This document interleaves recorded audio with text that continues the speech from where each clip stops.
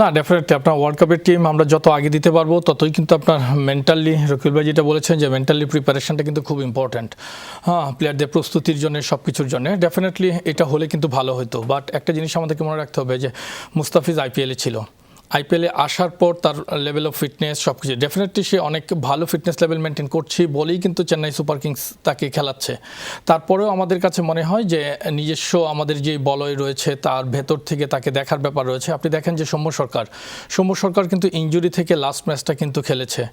So সব কিছু মিলিয়েই কিন্তু আপনি যদি ভাবেন যে সৌম্যকেও হয়তো ডেফিনেটলি মেডিকেল বোর্ড বা টিম ম্যানেজমেন্ট সে শতভাগ ফিট বলেই খেলিয়েছে, বাট ম্যাচ খেলার যে একটা প্রস্তুতিটা হয়তো সিলেক্টররা এটাও কিন্তু দেখতে চেয়েছে, যেটা আমার কাছে মনে হয় যে অত্যন্ত গুরুত্বপূর্ণ।